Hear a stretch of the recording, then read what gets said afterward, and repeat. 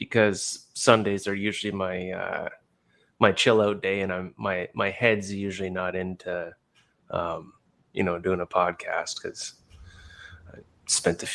I've taken a few trips out to the garage, and yeah, I can't do that and do podcast stuff. Okay, yeah, it's no problem. Just just keep me posted when you're gonna do it. No, I'll try to make sure I'm there. I don't see any issues with next weekend anytime, so it should be all right. Okay, perfect. Yeah, well, nothing's been said yet, but and nothing ever really does if we got to move the time or whatever. But we try for about like the same time as this show to record and stuff.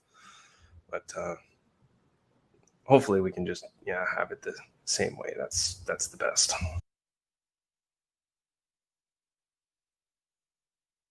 Okay, cool, sweet.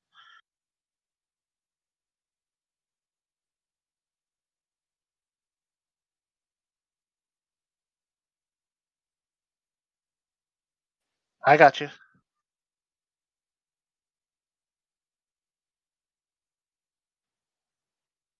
Okay, yeah, we didn't hear that.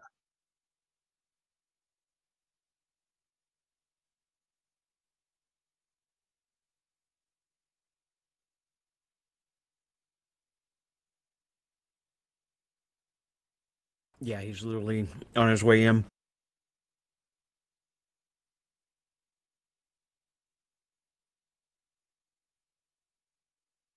I think this is usual crew.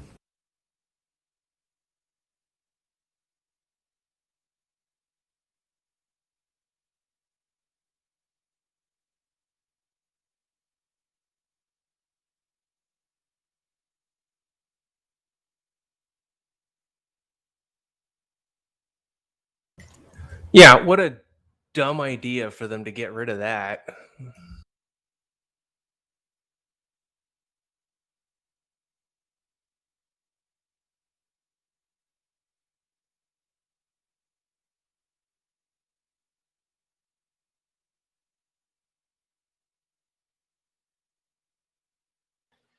I'm here.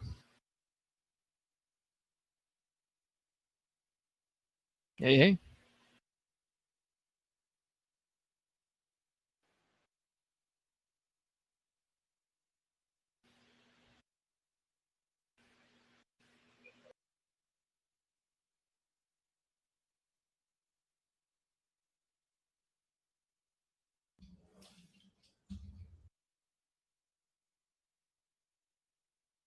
I heard Kel, but Taylor still shows no mic. I'm here. Hey, can you guys hear me? It's good to see you, Kel. I hadn't seen you on track in a while. Yeah, I've been running a little bit here and there. Are we going, what time are we going online here? About 2 minutes. Okay. Are you going to get us on right away, or we waiting a minute, or okay? I'll be right back.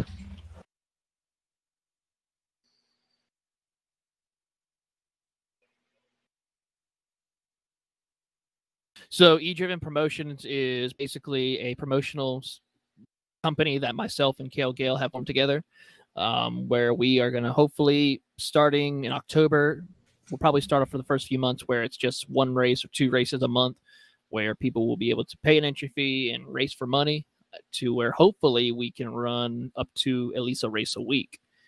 Now, it's not just going to be your short track series or league or anything. It's basically what we like to call it, a world tour, where we take X amount of cars, X amount of tracks, different styles of racing, and give the drivers and fans a bit of everything.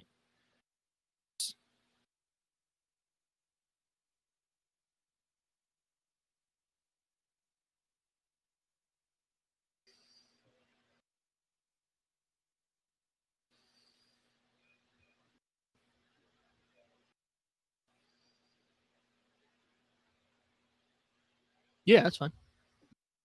I'm back, guys. I'm here. Simple.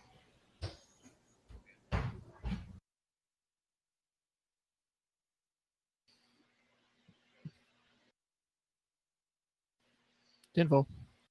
You're also invited to stay.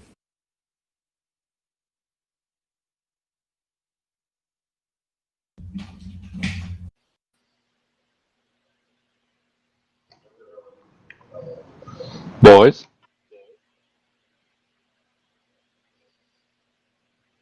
Okay. I'll be the last one once I see everybody else on.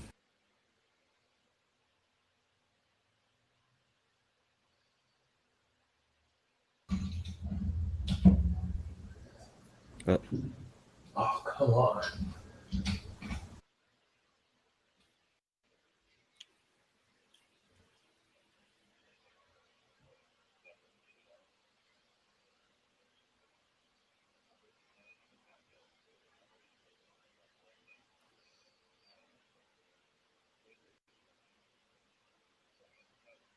Hey, everybody, how's it going? hello. I made it. Good evening, gentlemen.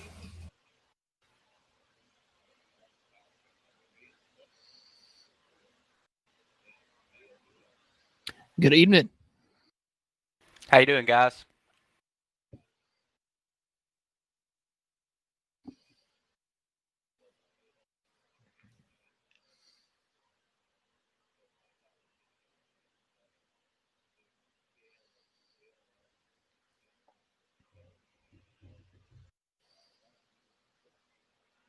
Well, of course. So Kale and I have come together to kind of, in a sense, help bring people together in the world of motorsports and esports. You know, with everything going on COVID, yes, we're now getting back into the real world racing, which we've been doing for quite some time now, but we want to get the iRacing community a little bit more involved by hosting special events with a very easy entry fee and, in a sense, paying out quite sizable entry or payments for these winners who come and compete. We've not just going to do one typical car, not one typical track, but a wide varieties of different styles of motorsports on the iRacing service. And also, in a way, you know, not really make it a league or a series where there's a points championship or, you know, a playoffs or anything like that, but just where anybody can come out, pay the entry fee, and race. So it's kind of just like your Saturday night weekend series or weekend local short tracks where people would just come out and race and pay an entry fee and go out there, have fun, race, and win a little cash.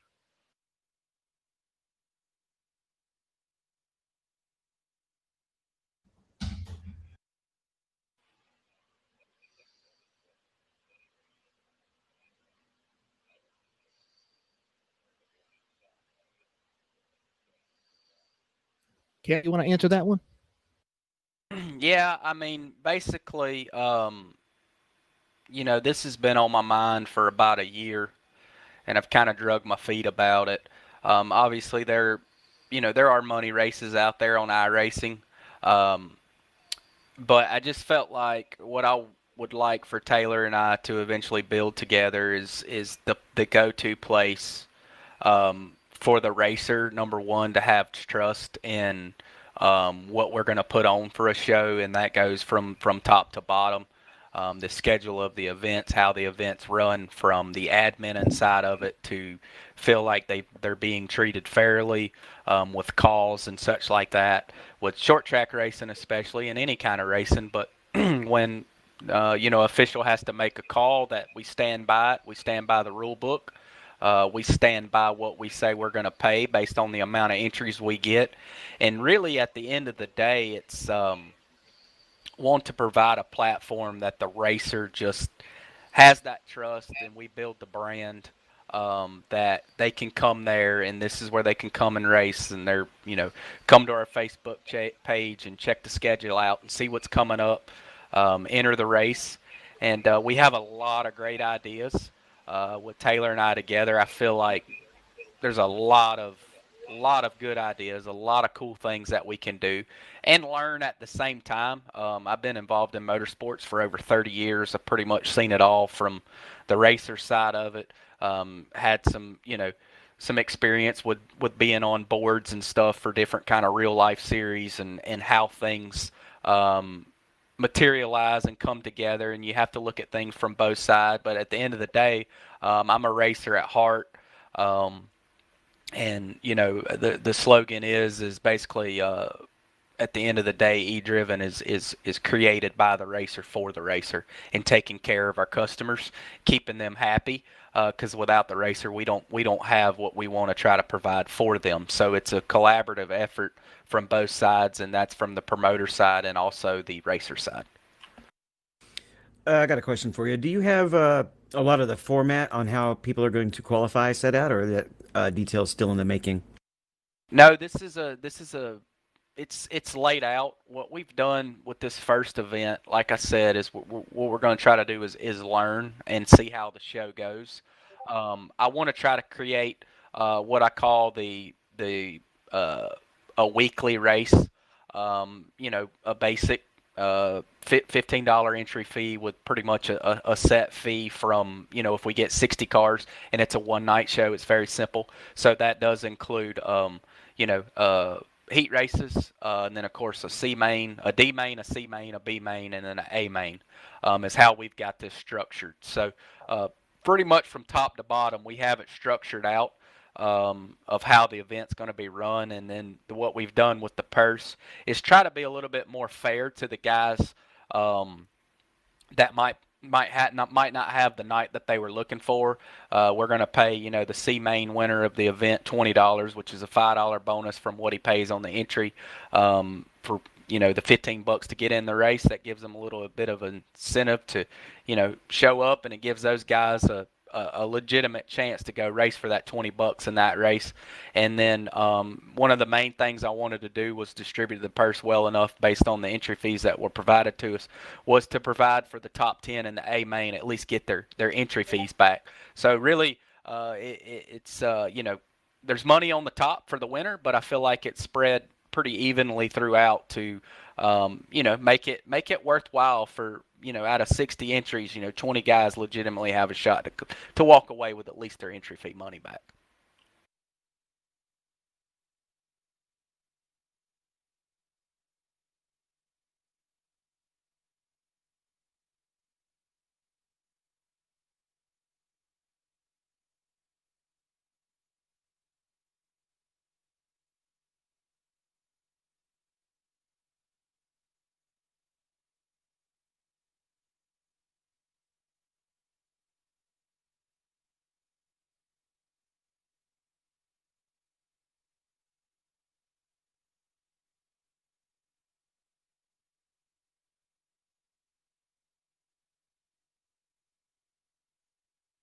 Yeah, and like I said, even at that, we got to build the brand and the trust. You guys obviously have been involved in sim racing for many years. What really, really makes the esport deal neat, especially for racing, not only, esports have grown in all kind of different elements and attractions as far as what people want to spend their time doing in the evenings. But what's really neat about the racing side of it is in real life, for an example, and some of the iRacers may not really realize this, and some do, obviously. But there's nowhere in the country, in the real world, that you can go pay a $15 entry fee and walk away with a $225 purse in your pocket in the real world. It's just not possible. So that's really neat. I mean, I've never been able to race for that kind of money, spending that kind of money going there. So it's really neat. Obviously sim racing is ultra competitive. There's some guys out there that are extremely talented at what they do. And then you have your casual sim racer that, only gets on, 10, 12 hours a week or less than that. But what we want to do is create a persona to be able to attract all the sim racers. I mean, I want to have good shows with the best drivers, and then we're going to have some shows that might cater towards more of the casual racer, which is a lot of the service. Some of these money shows, in my opinion, it steers some guys away from entering it because they feel like in their mind they legitimately don't have a shot. So they might not enter the race based on, what's coming at them. So a lot of it is what Taylor and I have to learn together. Is really at the end of the day is the main attraction of what fuels the fire. In other words, this first race we've got a super late model race. We're putting on 150 laps. It's open setup. How much attraction did we get with that? Then we're going to try some fixed setup stuff. We're going to try some dirt stuff. I want to try some off-road truck stuff. I want to try anything out there to really just find what that niche is and what that drive is, and then we get a consistent process going to where we become the place to go to in the iRacer. Say, well, let me see what those guys have got going on this week. I'm open that night. Do they have a race open? And we're the go-to for that, and we have the trust in the name. And ultimately, that's what I'd like to see in the end.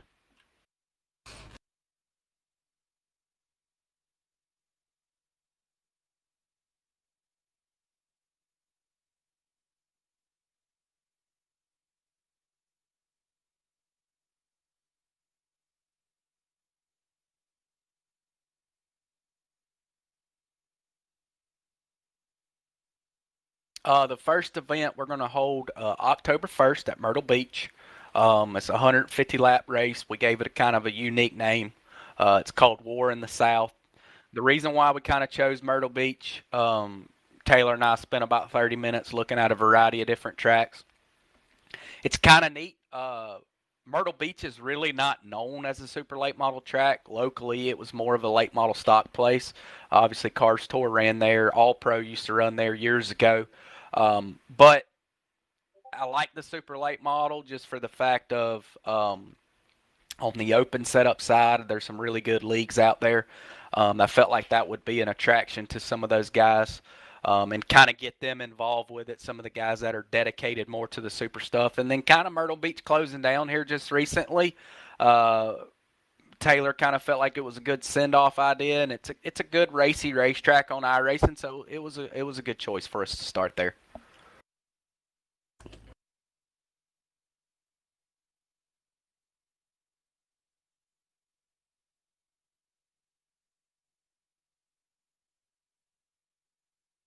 Well, we have a Facebook page. It's eDriven Promotions. Is where you can find us for now. We're very, very new. We've been working on this about 3 weeks. But eDriven Promotions on Facebook for now. And Sorry about.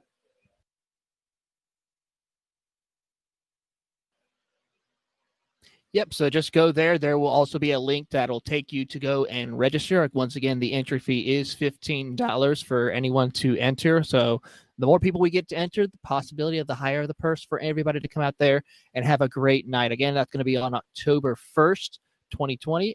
We're going to start opening up the room around 7:30, 8 o'clock, I believe, if I remember correctly on there. And yeah, one lucky driver will come home with $225 for the end, and there could be some other small prizes depending on if any other partners decide to come on board. I believe a couple of the setup shops are thinking about coming on board and working with us. So we're looking forward to start this endeavor, and hopefully more people will come on board and have fun. That's all we want, is everyone to have fun and people make a little bit of money on the side with it.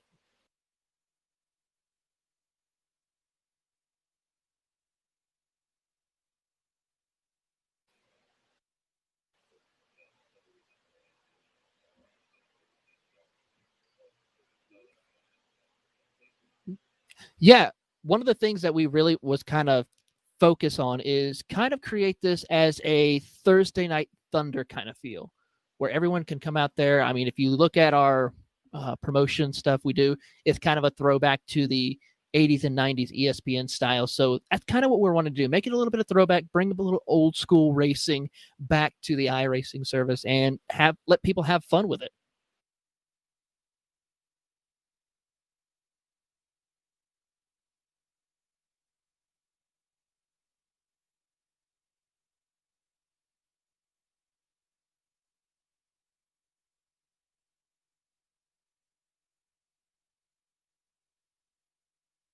Yeah, I think we've got some potential, Mike. I really do. I feel confident in it. Like I said, it's a lot of legwork.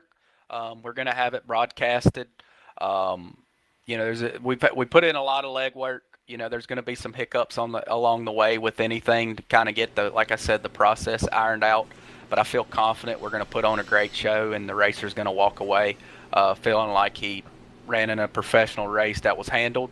And then, we've got some rules laid down to where, it's going to be a clean race.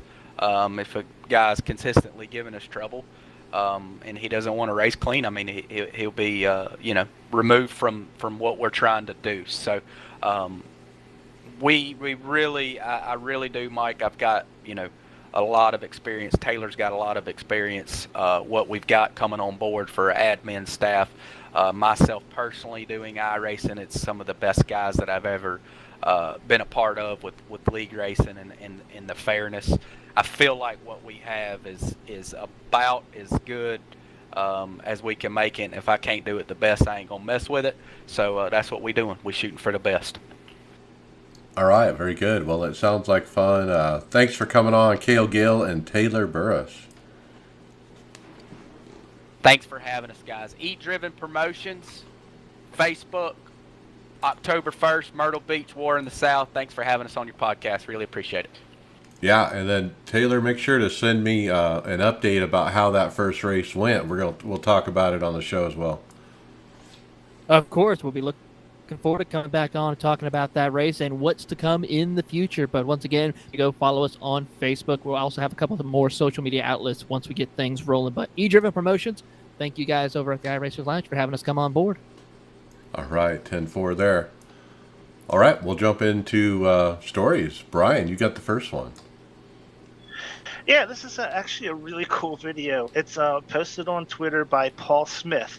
Okay, so nobody probably knows who Paul Smith is, but I bet all of you have heard him because he is the guy who does the voice for the new announcers on the ambient sounds and on the new build. So, so when you're at the track and you hear the background noise of the announcer making some announcements in the stands, that's Paul. And he posted a video of the very first time he heard himself on iRacing. So it's really cool. He's sitting there at his wheel.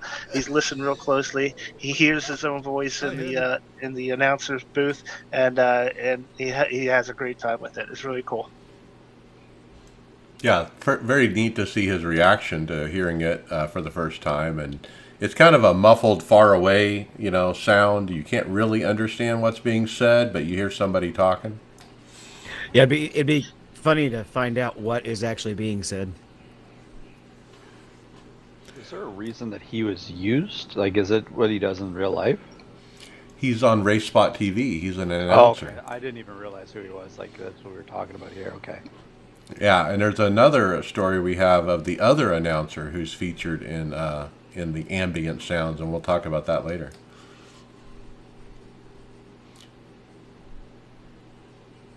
So watch out. The Sim Racing Police are out there, and they reported on Twitter that the Porsche Esports Super Cup driver Max Benecki has been suspended for the next race of the series for intentionally wrecking another driver for the second time in the season. Ouch. My first question is, how do they confirm this? Or has the iRacing actually put out the word, or does the Sim Racing Police actually have some authority here? No. iRacing is never going to actually say it anyways, because if they do, they're against their policy of letting everybody know something. They shouldn't. The only way that you should be able to find out is obviously him not showing up to the race. They cannot post saying that they've suspended him because that's against the privacy that we're supposed to be given, right? So how do these guys know? Unless, and maybe Max has been telling them. I don't know. Maybe he said something in a post or something. I don't know. Well, it says right here on the Twitter that they put their best detectives on the investigation. So I see. So when he doesn't show up for the Porsche race, that pretty much tells you. I think he's up there in the points too, if I remember right. Definitely is. I've watched a little bit of the Porsche Sports series, and yeah, he's up there in the top 5 for sure.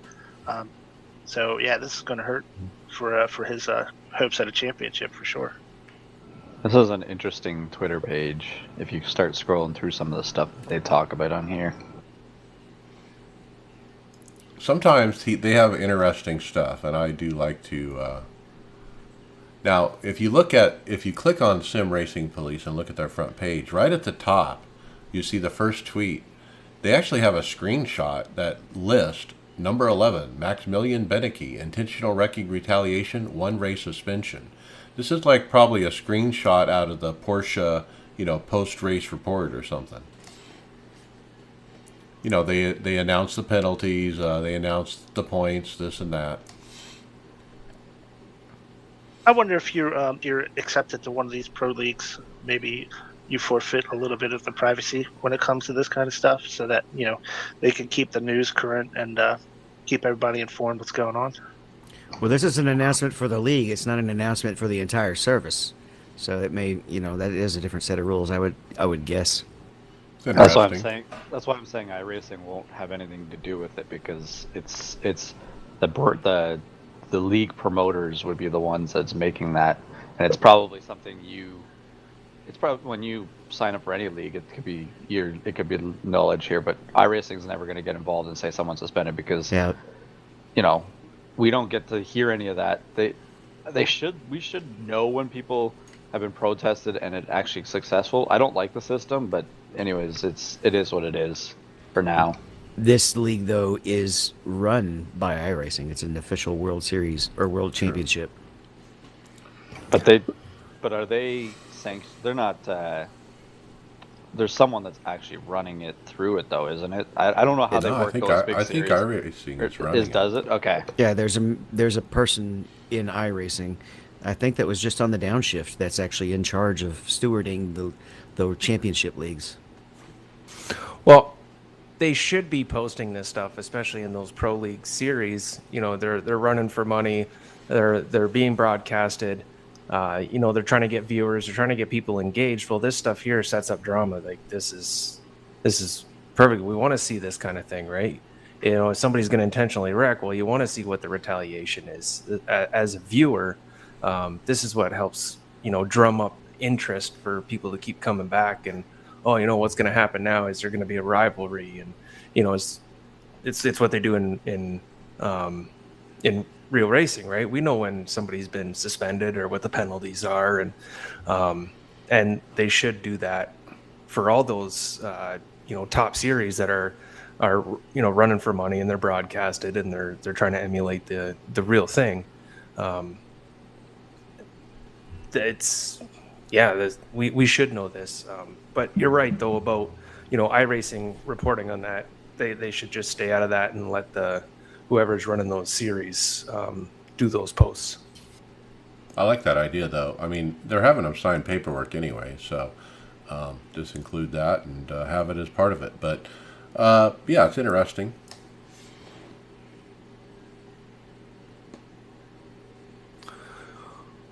We got the first hot fix for season 4 come up, and this time around it's actually pretty small. Not really a whole lot to report on. Just a lot of, little graphical fixes. Picnic tables sunken into the ground and trees too close together. Little bit of paint. Corvette symbols that aren't right. Yeah. It's. Did they add an ability to see the series standings to the UI? That will be in Hotfix 2. Maybe 2.5. So it says here, now I think this was one of the reasons they did it so quick. Fixed an issue which caused users to seemingly randomly be disqualified in official sessions immediately upon entering with an admin penalty. Like you get into the room and all of a sudden you're just black flagged before you even get in the car. That's just a minor penalty though, right? Black flag is only minor, right? Oh, I read that wrong. I thought that was under the AI section. That's why I was like, just kind of glanced over it. And okay, I guess it's kind of a big one. I've seen a few reports of it in the forums and stuff where people are like, hey, this happened and why? Can one of you answer me this part of the thing? What's an Australian-specific ambient sound for Phillip Isle that they've added? What do you think the sound is? It's that tube thing that they blow in and make cool sounds with. The Yeah. That's the one. That's the one. I was right there. thinking koala sounds, but kangaroo. Is there two kangaroos fighting on the outside with boxing gloves? You hear the punching sound? I would like to know what the actual sound was that they added. Some guy in the, in the stand saying "Fosta." Is there another shrimp on the Barbie? Maybe the fans in the stands are saying. Well, I think we'll Aussie, move Aussie, on Aussie. to the 2020 Season 3 Road Stats, presented by Rob Crouch on the forums. We have oval rolled and dirt stats. I'm going to tell you a little bit about the road stats. And taking a glance, you can definitely... And David drops his internet connection. Bye, David. He's going to have fun editing this one for sure. Well, that'll teach him for cutting in on our Australian stuff. Well, his connection dropped. He probably wasn't hearing what you were saying. Oh, that's a good call. That's probably what happened. Let's continue with what David was talking about. So, Mike, do you want to take the road one here? Yeah, Or- so, I mean, the one that I scrolled down to that stopped on was what are the full season participation details? And it was 17,754 drivers completed at least one Strongest. full season. The strongest club is Finland. Hey, you're back. You got booted there, David. You've been gone for like 60 seconds. And I've been talking this whole time. Yeah, we missed all that. So I was just telling the listeners about the 24 hour of Le Mans shows 8,100. The 24 hours of Spa was 5,500. Interestingly, the IMSA had pretty big numbers at 17,000 total drivers.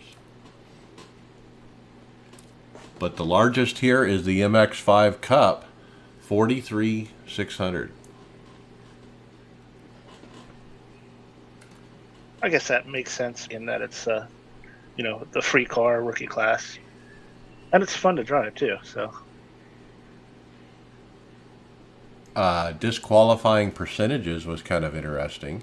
The BMW Sim 120, 16%, which is more than double all the other ones below it. I'm guessing it's probably because it's got a low count for incidents, right? It would be because it's only it's 100. This is 120 minutes races, right? Those are 120-minute races, right? Yeah, this is a money race too, so I think you're getting a different kind of people coming to it too. So I'm guessing they probably have like, I don't even know what the incident is. It's got to be probably really low though for them to have that DQ percentage.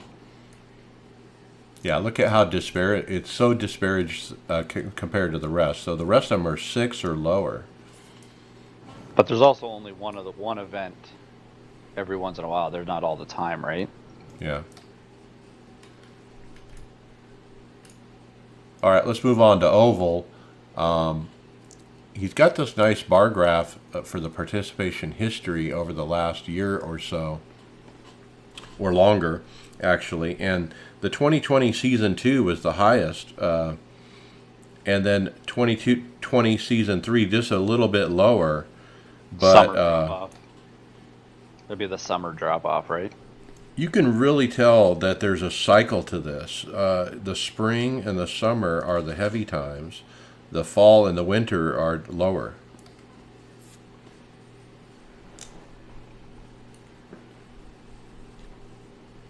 Well, you'd think, it's being on the oval one too. That's more based on the NIS too, right? You're gonna look at the off seasons there where there's not, in the wintertime there's no NIS, so that takes a little bit of participation, and a lot of people don't race very much in the wintertime. Well, even the fall, we've seen a huge, drop off in the number of people in NIS, or the early fall, late summer. Do you wonder what iRacing subscription count has, if it's gone down a little bit now since that bump that we had for, say, like the 3 month subscription bump where people got stuff right after that whole Pro Series that came in when the pandemic started? Do you think we've kind of started trailing off with some subscriptions too? Why the participation's gone down? It's a pretty good guess that it has, but they're still 20,000 higher than they were before the bump. But you're gonna have back and forth all the time. Like it's some of the things too. You see some of the, depending on how people like the builds and stuff are going too, right? You see participation jump up and down depending on what it was in each build, right? Because that build would be, that season 2 build would have had the legend car, so that would have jumped up a lot of participation and some stuff too, right? Yeah, but I think the biggest factor is the bump was, everybody being shut in, and then probably the biggest draw in the part that's pulling it back down is everybody going back to work. That too. It's interesting to see also the iRating, the amount of iRating that's in the 1,000 to 1,500 range and staying there for the amount of people that participate is crazy. The amount, just how much there is in that range where everybody's at. Yeah, Scott Yost on our stream has a good point too, that football has started now, both locally and NFL.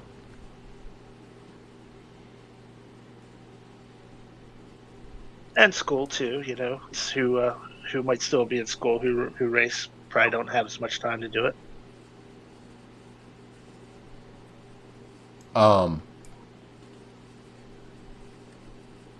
Yeah, so anyway, let's move on to the next one. So what else do we have after Oval? Dirt. So we got Dirt here, which I find is kind of interesting. I didn't realize that Dirt had as many participants in it as it does too. Like season 2, if you look at the amount, it had over 40,000 unique drivers participate in it, which is kind of that's a big number for It the Dirt. doubled from season 1. Yeah, so that's obviously the bump for the pandemic, and then it's still held on pretty good in season 3, right? Yeah, but that's the same pattern we saw on the other ones too. Like it's these graphs, someone's put a lot of time in. They definitely put a lot of time and effort into finding all this data, but it's really well thought out and interesting to see where people are participating, right? Well, if you look at the numbers of total drivers on the different series, the most participation is the Dirt Street Stock Fixed, and then the 305 Sprint Car. They 17,000 and 11,000 respectively. Yeah, that's interesting, Mike. But also on that same line, the Dirt Street stocks only have 283 full seasoners, where the Dirt 305s have 1,000 compared to that. So it's like 5 times more people who are doing the full season of the 305, even though the Dirt Street stocks are actually getting more people total.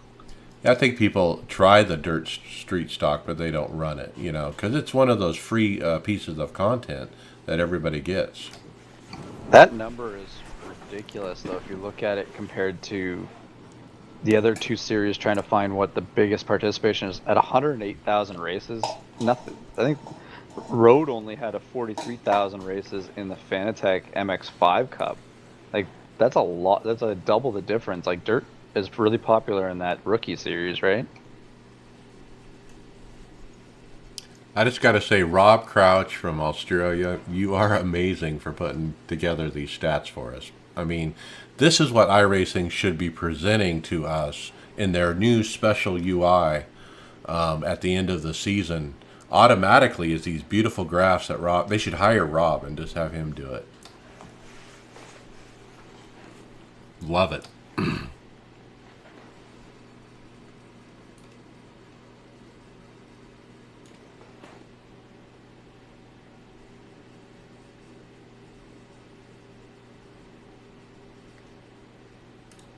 How about them cams, Brian? They were warped in Atlanta at Road Atlanta, Silverstone Spa, and Road America. So he was having issues when he was watching the replay in the chase cameras and the far chase and all. And so he reported it on the forums. And Nick Leap, who is the staff member, he replied that he sees what he means, and he's going to pass it on to the art team to try to fix that issue. Yeah, so Road Atlanta, Silverstone, Spa, Road America have some kind of problem with the chase camera, so be aware of that.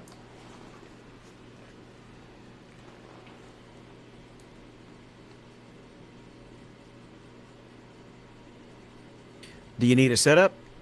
Well, Craig Setup Shop has put out his list of employees, I guess you could say, or people who are doing the setups for each series. A lot of familiar names. I accidentally was replying when we posted this in the chat. I accidentally replied to the tweet instead of the chat, talking about how much of a beast Patrick Pelchat is, because whenever he's in the race, he usually laps me. So, guy's really fast. He does the LMP1 setups. A lot of the big names on here. Matt Busa does all the oval races.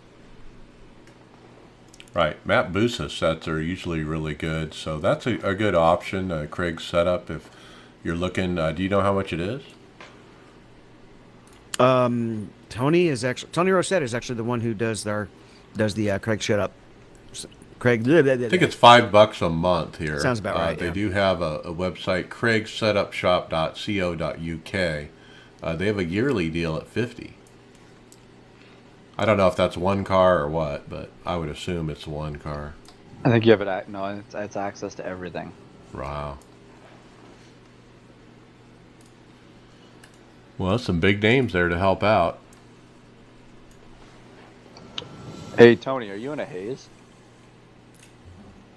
One would think so most of the time with my beautiful transition style, but Alex Horn actually posted a video up on the Twitter from Wild West Motorsports Park showing a nice hot hazy morning. It's about a 45-second video, just kind of watching the clouds roll by in a bit of a fog, but kind of showing what iRacing's been doing with their rendering of all that stuff. And man, I don't usually get to see that stuff, but when people post videos, man, does it look good. I was going to say, go full screen with the video. It really makes a difference, because you're looking through the atmosphere and it's not perfectly clear, like it is hazy because of the moisture in the air and different things. And boy, it just gives it that really realistic feel. It's fun to go into hosted races sometimes and have the fog turned all the way up where visibility is almost affected. Didn't we have a race at Martinsville the one time that was really, really, really overcast and it almost looked like a fog? I think there was one of they set the thing to as low as they possibly could for NIS, and we had a really cold Martinsville track. I don't remember any official race ever being noticeably foggy.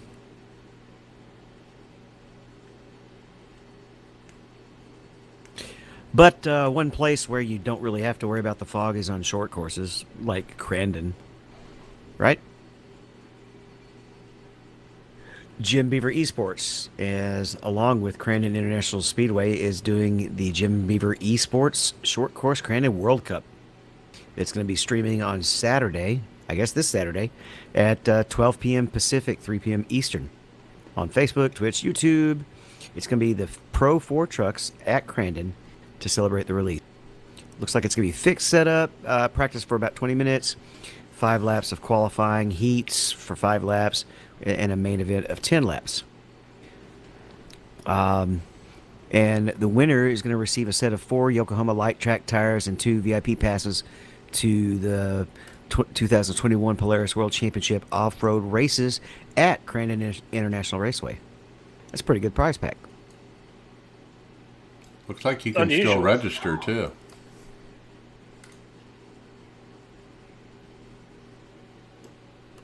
Yeah, so it's at the Jim Beaver esports website, the Down and Dirty Show.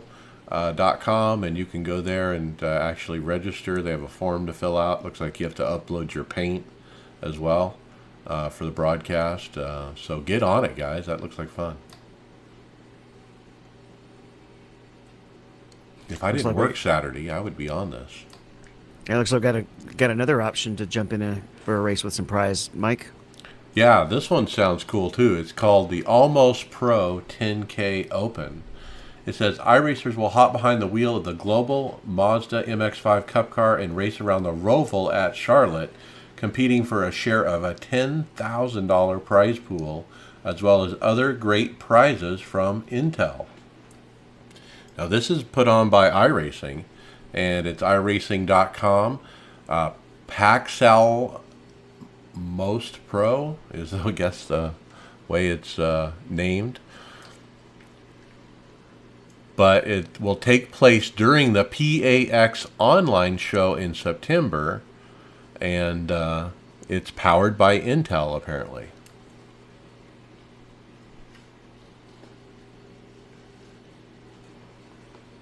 So what do you guys think of this one? I mean, I can't stand to drive that car anymore. Other than that, it's a nice deal. Nice prize pool. okay, so it says here you can do log in from Thursday, September 10th through Wednesday, September 16th, and attempt to run a lap in the Time Attack session. To access the Time Attack, click on Go Racing and select Time Attack Competitions on the left side. Pick the PAX Almost Pro Time Attack from the list. The top 40 will qualify for the main event on Saturday, September 19th. I gotta say, like, there is a lot of money being thrown around this episode that we're talking about, Right. and it's for sure a good thing. Kind of blown away by, like, this is the third one we've talked about tonight. Giving out money. I think we got a title, Money Race. It's all about the Benjamins. That's right. So again, the race is on Saturday. I need to get Saturdays off. That's what I need to do. Well, things that bring in the Benjamins for iRacing, they posted their season 4 build highlight video, which once again was done really well. The nice thing about it was, if you didn't read any of the release notes or anything like that, it gives you an idea of exactly what you got for this time, and it shows you all the stuff you really need to know about the build. And I'm sure, Mike, your favorite part's about the UI in there. But no, they did a really good job of conveying all the stuff that you need to know for this build. And it's probably one of the last things we're going to say about this build, going up for a highlight video, but it's nice to see them show everything here. I like it to call it a visual release notes. If you're a real visual person and you don't like to read, man, this is a great 5 minutes of your time, because it does show everything that they put out. Visual. I don't remember them. Yeah, I don't remember them ever doing that before for any of the previous build weeks. Do you? They've done it this year. This is the year that they've started doing it. Well, they have so much material leading up the week before, and this is almost like an edit of all those together. I'm sure they reused for the videos they had from previous. But they even add things that are just quick things in here, like, okay, they're showing you the tracks that the AI is now added to. They're showing you, the F1 car going around the track about its tires and all the new MG UK deployment system and all that stuff. Just those extra little things that they didn't have videos out with, that they now it's just those little things that you might get lost when you read that big note too. Like, that's a lot of stuff to read through, and if you might miss it in there, but having a visual of it you're right, Mike. Like it's a great way to have a release note visually.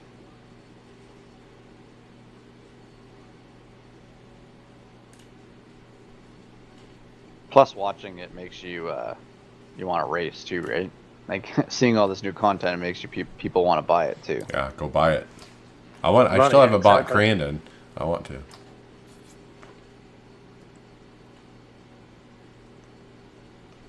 So, Jason Martin, 3, he actually may have stumbled on the next release for the next coming season. He was doing a test session with the Gander trucks at the Chevys at Texas, and at the top of the screen he saw this. It said BMX file missing error at the top of the screen there, and well, maybe BMXs are the next thing to come to iRacing, but no, apparently not. Michael Berg from the staff responded. He said he looked into it. It's nothing that affects the gameplay or anything, but it's annoying, obviously, and so they're going to take care of it. I'm not sure what that code is, but I don't think it's actually a bicycle. It sounds like fun though. Let's race BMX. That would be an interesting. That'd be an interesting thing to do. They'd have to. There was some interesting tracks you could race on, I guess, with it. I kind of perked up when I first saw the forum title and with the word BMX in it. I'm like, this will be interesting.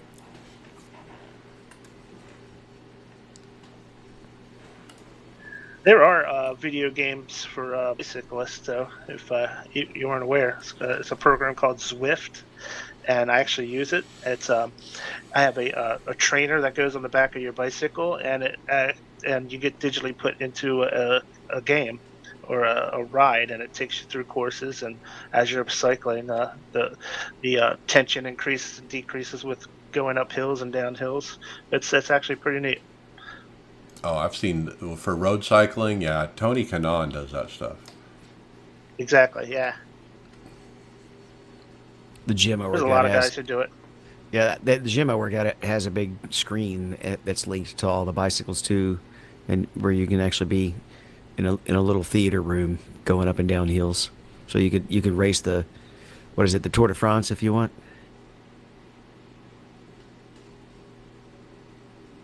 Do they give you an e-bike option on those things? Probably, but that kind of defeats the purpose. No, you get a 2-person bike and let the other person bike for you, right, Tony? One of the There seven. you go. One of the seven. We'll get Tony a sidecar. But do you guys believe in UFOs? I'm from Phoenix, and we I had did- the Phoenix UFO, Phoenix Lights once. And that's not too far from Area 51, right? Mm-hmm. Well, most of the time UFOs are a real thing, but there's a more legitimate explanation for them, and that's the case here as well. We have a bunch of just mystery lights popping up on this replay, and the staff noticed it, and it's backfire rendering in the wrong place. Backfire from the exhaust, right? Mm-hmm.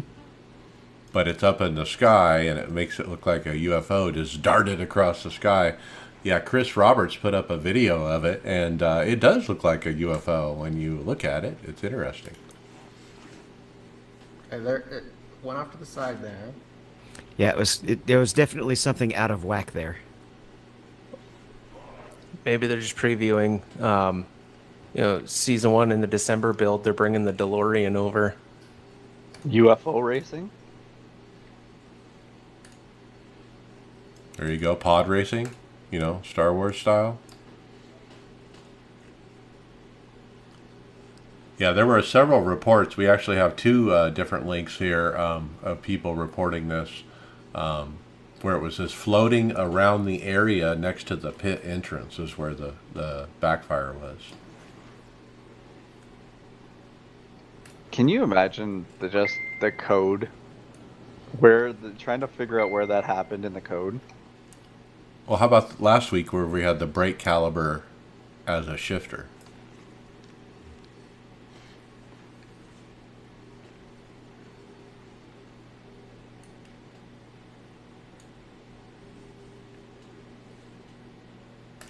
Well, how about some other things that are out of whack?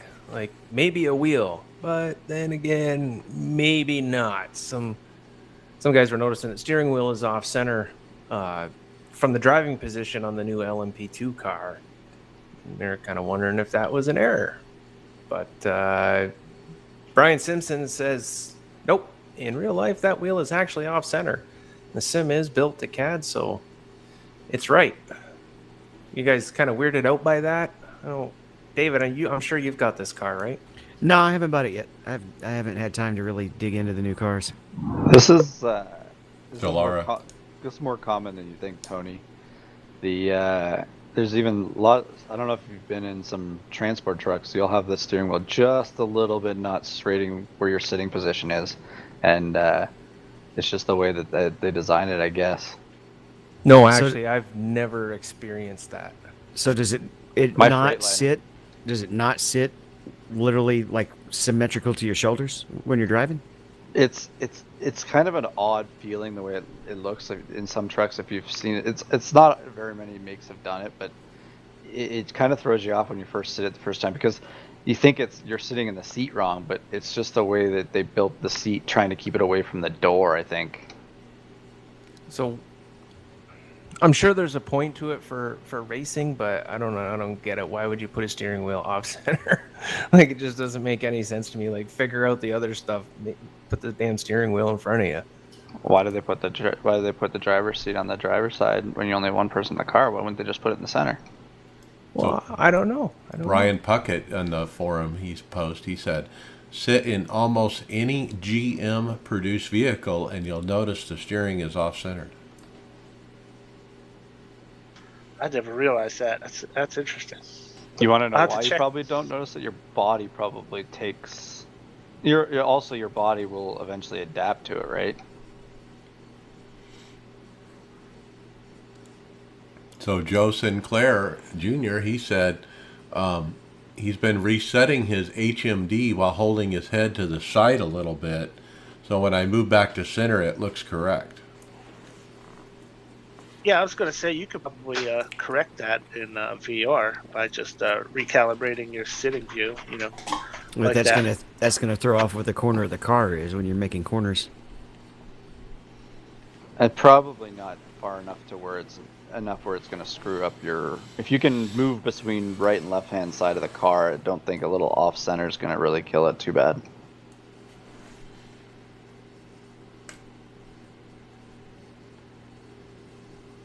David, I'm sure you've been a part of some of these before, and some of these wrecks. Something happened under the pace lap. Yeah, this happens in IMSA a lot. It's not as bad in Le Mans series, believe it or not, but IMSA sometimes there'll be a wreck before we even get going, and then it's going to be a 45-minute race, but they've got to win it on lap one. But this is actually AI. It looks like an AI race was set up by Samuel Raymond at Watkins Glen, and they piled up on the pace lap. So they're side by side on the pace lap, and they come up to the backstretch, and the outside lane just plows into the wall, all of them. That's interesting. I actually I set up an AI race at Watkins Glen in the Skippies, and I think I ran like 4 races there, and I think half of them the cars didn't make it through the pace lap in the bus stop. They couldn't figure that out for whatever reason. Which car is that? Is that the Delara 3? F3? No. Or maybe the Indy Pro or the Indy Light. Well, there is a thing in the update today that says AI drivers have received additional training for the following vehicle, the Delara F3. There you go. Yeah, that's it. In other words, they found a glitch. No, Exactly. they trained them better. They went back to school. All right, now this story here, it's kind of funny that I got this story, but what's the kid's name? On the Forza Horizon community page, Kathy Hay. Jojo Hay. Jojo Hay. So Kathy Hay posted for her son Jojo Hay built a Lego steering wheel to play his Forza Xbox game, and the reason he's done this is obviously he didn't have a wheel, so he designed this thing. There's a video on this page discussing or showing you how it works and everything. And it's got a handbrake and everything. Like, I used to do Lego and or do everything in Lego when I was a kid for school and projects and things like that. I couldn't even think about building a steering wheel setup for it. So this kid, man, good. He did a great job doing this. And Mike, I'll leave you to describe it in a sec here, but he's also got a GoFundMe page trying to get himself a wheel to run on his Xbox as well. Well, this kid is a bit of engineering prodigy, so to speak. Like, Yeah. not only did he just build all this out of Lego, but it's all adapted to work off that Xbox controller, which is, not an easy feat. And he looks as if he's, working it like a little delicately. But when you watch the video, that's where he finds it the most comfortable. But hey, he's wheeling that thing. It's great input. It's doing exactly what he wants to do on the screen. So, and I just love it when he grabs that the handbrake and, rock and roll. I saw this video and I was absolutely like just blown away how this kid come up with this. Like, oh, got a problem. Parents don't want to pay to, get the wheel. I'll show you guys. We'll make this work. I love this. Fanatic needs to sign this guy up. The best part is it looks like he's got a seat from maybe a minivan seat or something he's sitting on as well that he's using just as his racing seat. The throttle blows me away. I mean, he's got a throttle where he's down by his foot, but it's hooked to a long pole that goes up to where the controller is. And the same with the handbrake and stuff. I mean, like you said, the engineering behind this is quite amazing, actually. And it's Legos. I mean, it is small and delicate, the little wheel, and it's got that Formula One kind of look to the wheel, but it's real tiny because it's made out of Legos, and he's being delicate with it because it's Legos, but it works. Oh yeah, and if you watch him go at it, like it works really, really well. Like I 3D printed one of those wheels that clip onto a PS4 controller just to, see how they work and mess around. And I didn't find they work all that great. But this kid, he's got it figured right out. Now the question I have with this is I know he sees he's delicate, obviously, because he's wondered maybe if it's falling apart. If he's got things in there that he could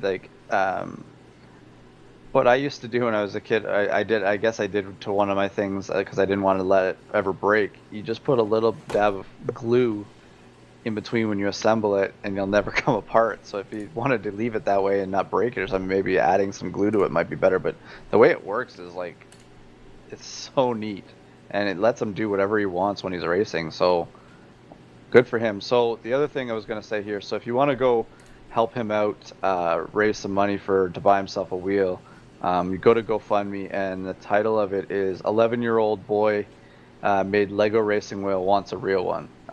Right now he has a goal for $1,000, but he's raised $225 so far. Wow, let's get him a few more dollars, guys. He can get him a Logitech wheel. If someone, sports him another $100, yeah, he's got enough to cover it. Boy, with a goal of 1,000, maybe he's looking for a nicer one, a direct drive. Any of these companies, if they see this, they should pop on board this and get this kid a wheel. Yeah, Fanatec should just gift this guy one. No, they should hire him on their design team. There you go. So go help him out, on the GoFundMe. That's pretty cool. Next up, I'm going to talk about the 87 NASCAR Legends car again, part 2. This is a new segment for Mike. We're going to call it the Rest in Peace segment for Mike. We're going to have different things each week for you, right, Mike? I don't know. I mean, this thread keeps going because there's so many people passionate about this car and what's happened to it. And in fact, the league that we're running tonight has actually changed the car from the 87 Legend to the ARCA car because of the problems. And so we're running ARCA tonight.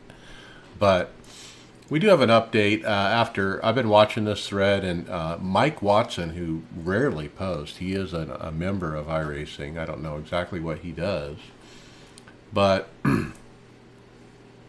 he said, as Matt said previously, building a historical car on historical tires to run on a modern track with no tire or performance data available is no simple matter.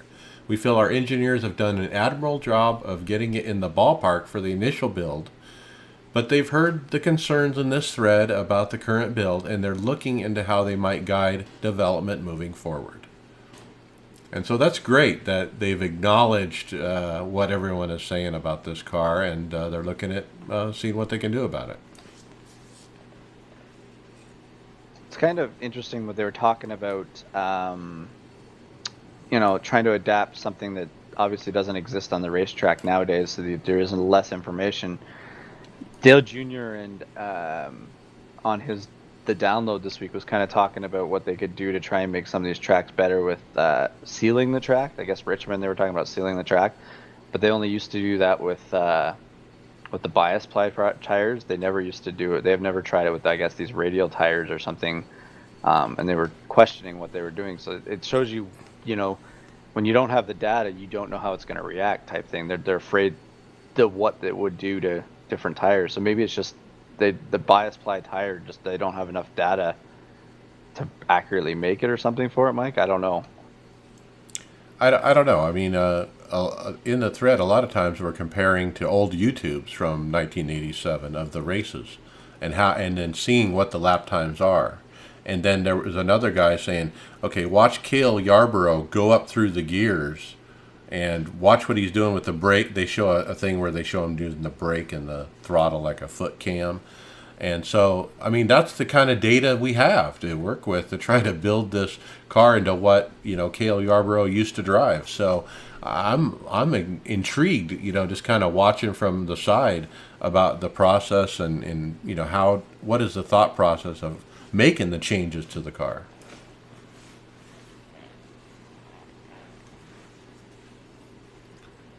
I love the car still. I hope they kind of put it back the way it was, though, and I'm sure they will. Yeah, and he makes a great point. You know, they're dealing with stuff where they don't really have any real data, and they're just doing the best they can to try to get it right. And it's great that they're listening to the community to see how they feel like it's going. You know, it's nice that they're taking the community in consideration on that.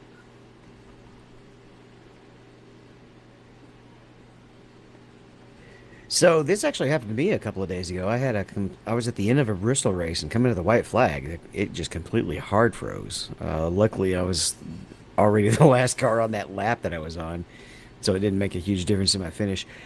There are some things that you can do that might help, that include making sure that most of the programs that are used with iRacing are running as administrator. That includes Trading Paint and VRS if you're using those. And if you're using the user interface, you can also run it as an administrator to make sure that the sim is running as administrator, and that's supposed to help with some of these issues. Yeah, they were saying in this thread, if you ran IRFFB program and you didn't run it as an administrator and you launched through the old website, it was fine. But if you launched through the beta UI, it wasn't fine. And the fix was to run it as an administrator. So again, the new UI, you have to do something different than you had to do before. I don't know if I like that. But they're working on it. David Tucker put in there on this thread, hey, great find. We'll try to track it down on our end.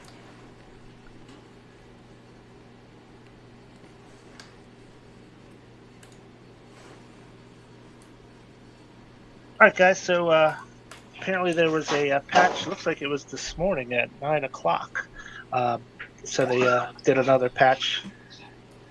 It was. This is actually the hot fix that Greg already talked about. This link that is the just same one? this is just the announcement of when it's going to happen. Oh. Okay, so we already went over the notes of that one. So yeah, so apparently it was done this morning.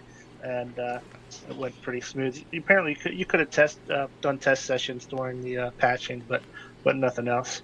But I guess everything went pretty smooth. It says on here that everything went fine. I really wish that they would leave that test session up a little bit longer. Like, I worked obviously during the day, so when they bring the servers down, it kind of sucks. You can never really test it out. Yeah, that's a fun to do the test drive thing. I've done cars I don't own using that. I wish they would. The thing is you can try any car on any track you own, but you can't try any track. So if you don't own the track, you can't try the track.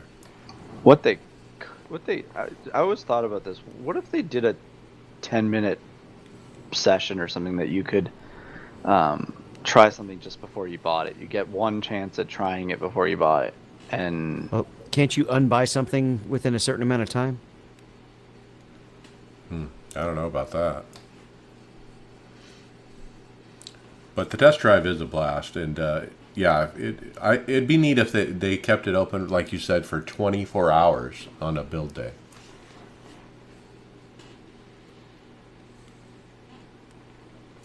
How about another money race, Tony? Excuse me, I was kind of napping.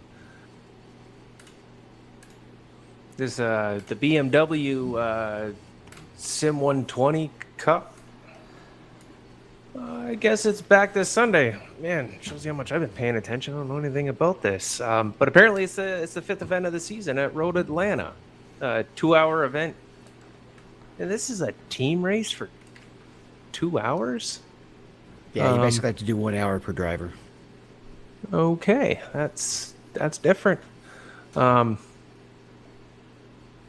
Yeah, that's happening. Sorry, I totally blew this one. they've been doing that this way for the series since the beginning with 2 drivers. It's how they. It's kind of a neat way to get the championship and between the 2 drivers. Like, because who won it last year? Was it Josh Rogers and who was he with? I'm trying to remember who it was last year that won it. So, with them just having like the 2 drivers, is it just a gimmick, or is there like a point to having 2 drivers? Well, it makes sure it's still a team event instead of a single driver. A real short team event. Yeah, it's a short team event. It's essentially a sprint. Each driver is going to have time to do about 1 stint. The GTE's fuel tank usually lasts right at about an hour. So one guy runs, the other guy comes in, gets fuel, and runs, and the race is over. Now, any team standings in an official series is not actually team standings. Each individual collects their own points. It's just whoever you run with, y'all get the same points for that race. Okay. And all right. Yeah.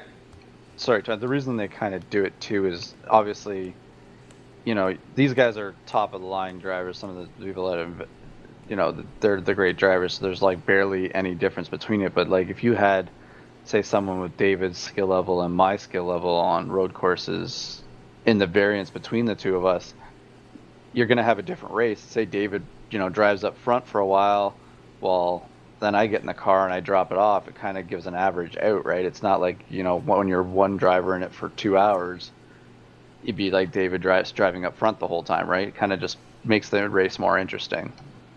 Okay. Now, does this series like mimic a real life deal? Do they do this in real life? Have like a 2-hour event with 2 guys?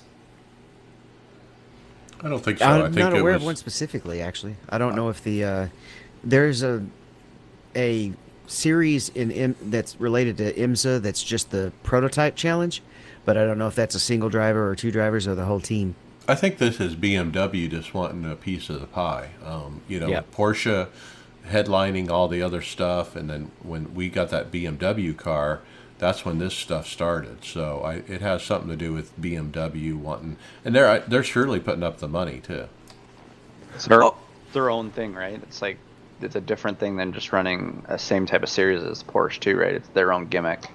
Right. Okay. So it's just to set them aside from everyone else and drum up interest in their product that they're trying to put out through iRacing.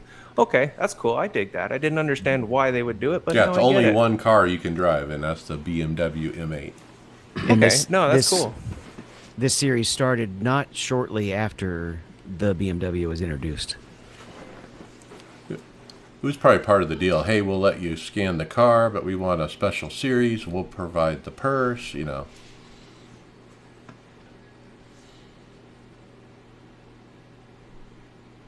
Now it sounds like Tony needs some of these how-to videos to understand some of these series. I don't need a how-to video. I've got you guys talking to me in a podcast. I learn everything. It's great.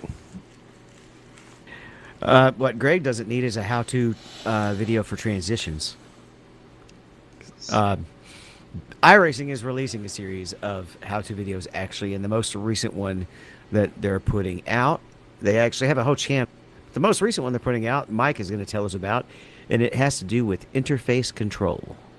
Yeah, there was an introduction video, and then they did part 1 interface, which is basically the black boxes. They kind of went through those, discussed like Alt-K, where you can move it around and resize it using the page up, control page up, control page down, and just stuff like that. You know, tips and tricks.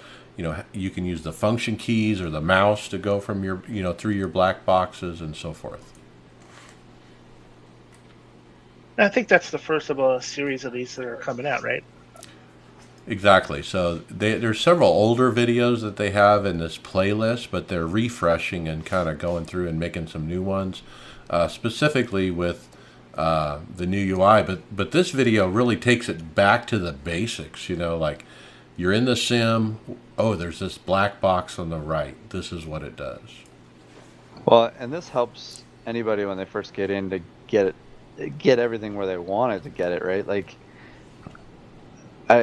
speaking for the VR side of it, when you're in VR, these icons are not like they are in a monitor. They're kind of all over the place. So you really need to specifically put them where you want them to, if you're going to have them on screen, in the right spot, so that when you're looking around, they're not obstructing. Where because when they're default, they're sitting in the middle of the car and things like that when you first get in the sim, when you first start VR. So it's a good thing to have to understand where to move it and how they all work. Yeah, for a new iRacer, I would recommend, hey, go watch this playlist. It's several videos in a row. It might take you an hour, but boy, you'll know so much more if you just sit through that hour. It's just going all back to remembering how it went for Jimmy Johnson when he jumped in on real short notice. iRacing is pretty involved, and it doesn't really have an instruction manual. It's all kind of pass the knowledge down or go learn it by trial by error. So this is definitely useful information. Yeah, and he had a Coke driver sitting there next to him trying to help him too. You know, and he was still lost. Yeah, and I bet you there's more than a few people who have been racing it for years who didn't know that you could move the boxes around and rescale them and all. Well, I'm sure there's plenty of people that didn't know that you can turn telemetry on and off. You're always, you may have had it on all the time recording your own telemetry, and you didn't know that you're saving files to your hard drive if you're not using it. Like, some people just come in a race and don't do telemetry for setups and things like that, and they could have a whole file building up of telemetry that they don't even know about.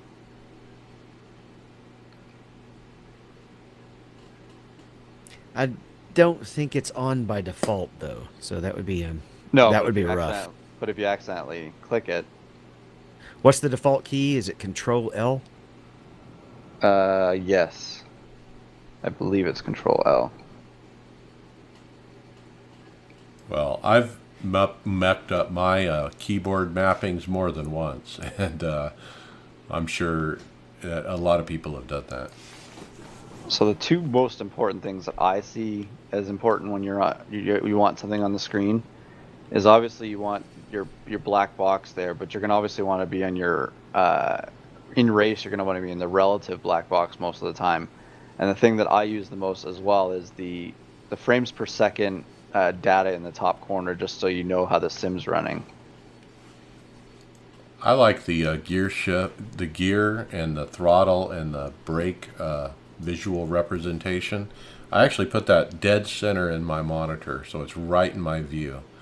I don't know. I just like the visual of the brake. I don't know. It just makes me more confident. I can feel it under my foot, but I can see it visually as well. So it's like a heads-up display.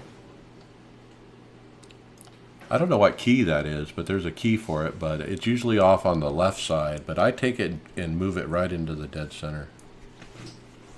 Yeah, that probably helps make you more consistent on your braking and everything. Well, or if you're trying to, maybe save fuel on an oval run, and you can use that as a reference where you're lifting off so it's only at 95% instead of 100%, and you get that visual reference where I'm trying to hit 92%. I need to save a little more. I'm going to back it from 95 to 92. And that visual representation helps me do that. Anyway, Greg, we had problems with Sydney's server farm. So I'm just going to read a post here from Nicholas Bailey, just giving some insight on what happened here. So it says 3 of the servers in the Sydney farm were taken offline by one of our providers in Sydney at 13:45 ED time. They gave us the wrong maintenance window, which was last week, and they had removed these servers from the service, then replaced them with an additional capacity at another provider. We brought them back online once the maintenance window was over. Unfortunately, they have begun the real maintenance window for these servers. We are bringing up additional capacity in the Sydney now, and will not bring the servers at this provider back online until they confirm that the maintenance is actually complete. So they're just apologizing for any inconveniences caused by this problem. Sounds like they interrupted some sessions, but I didn't see any other reports from actual drivers confirming that. But just regular maintenance that's kind of gone wrong this time for them, I guess. Scheduling snafu. Working flaws out.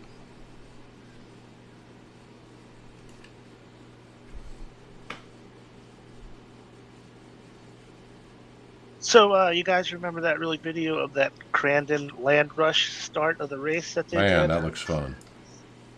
Yeah, it was. Oh, it's they're not using it because they discovered a bug in that Land Rush start at the Crandon Pro Truck races. So until they fix this issue, that bug with it, Tyler Hudson announced on the forums that they're going to just use rolling starts for the trophy trucks, the Pro 2s and Pro 4s in that series, just until they get that thing figured out. So you're going to wait a little bit longer to get for those Land Rush starts then. Now my question is, do they not... So the problem isn't actually what we're thinking the problem is. It's an actual glitch. It's not the fact that nobody can get into turn 1. I don't Probably. Well, I don't have that track yet or anything, but from what it looks like, I thought the Land Rushes were actually not part of the normal tracks. Like they were starting off the track in the grass. So I guess a rolling start would still work. It just seems like it would be completely different with a rolling start as compared to that big land grab rush that they do from off track. They probably place the trucks back on the track so that you're probably not in that area at all when you're rolling around. So you're just rolling around from a certain starting point on the track and then go green at the line or something like that.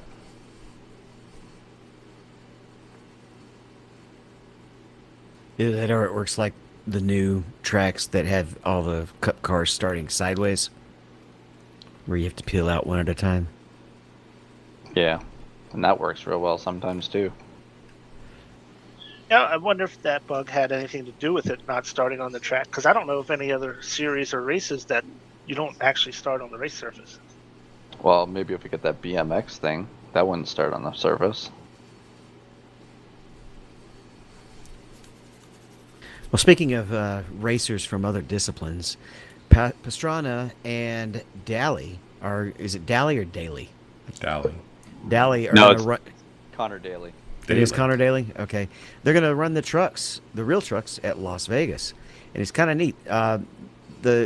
He's Travis is also the Nitro Circus founder, and he's teaming up with the IndyCar driver Connor Daly, and they're going to run the September 25th truck race at Vegas. They're both members, and they've actually built a friendship in the LCQ League, in that Landon Castles League that runs. Uh-huh. Yes, it is. And so they're running, I guess, as teammates at Vegas. Pretty neat. Yeah, with iRacing sponsorship for Nice Motorsports. With all the sponsorship they got, with all the sponsors that Travis Pastrana has, they're using iRacing. I guess it's just to promote iRacing. Well, Nice Motorsports is known for ride buying right now, and I think they just put what's his name in there, who bought a ride for 1 week. I forget his name. Trevor Bain. Yeah, he just bought a ride. And then we've had Ty Majeski at Nice Motorsports with iRacing as well a couple times. But he's left them now.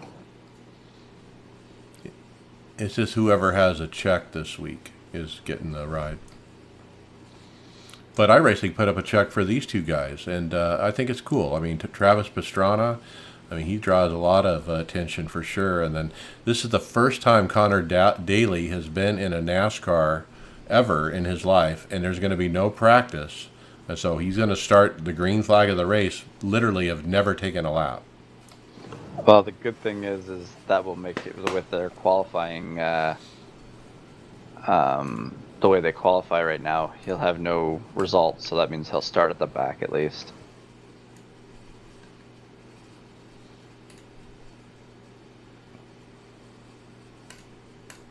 Well, I think you hit the nail on the head, Mike. Travis Pastrana and both Connor Daly, like they bring a lot to the table just with, the reach with their fans that they have. Like Pastrana's huge with what he does, and Connor Daly's huge with what he does. And, by driving the iRacing branded truck could just open up iRacing to a whole lot more eyeballs that may not have heard of it or seen it yet. So it's a huge win, even if it's just for one race. It's a bit gimmicky, but whatever. It's definitely a neat thing. Like Pastrana's not new to racing trucks. He's done it before. I think it's trucks that he was running before. Yep. Yeah. So this will be neat. It'll be an interesting to watch and see how these guys fare out. Like Pastrana, I don't think he's been in a truck for a couple of years now. And then, like you guys said, Connor Daly's never been in one. So, but they're both accomplished racers and they have that racing mentality. So it'll be neat to see, and hopefully they don't Quinn Huff it.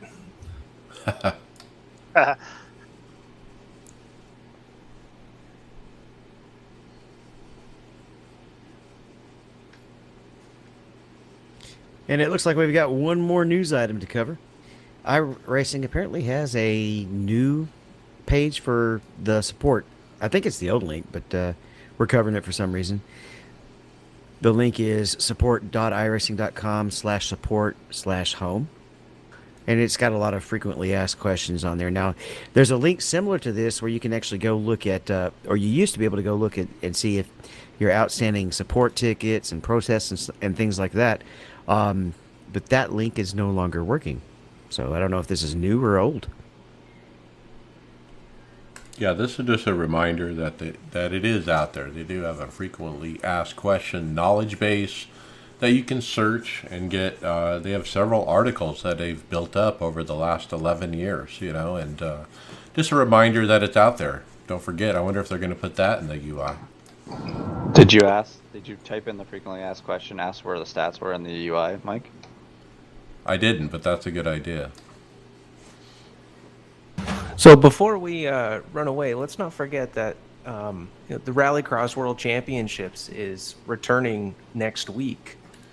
Jonathan Simon reminded us on Twitter that the 2020 season of the iRacing World Championship of Rallycross is coming back.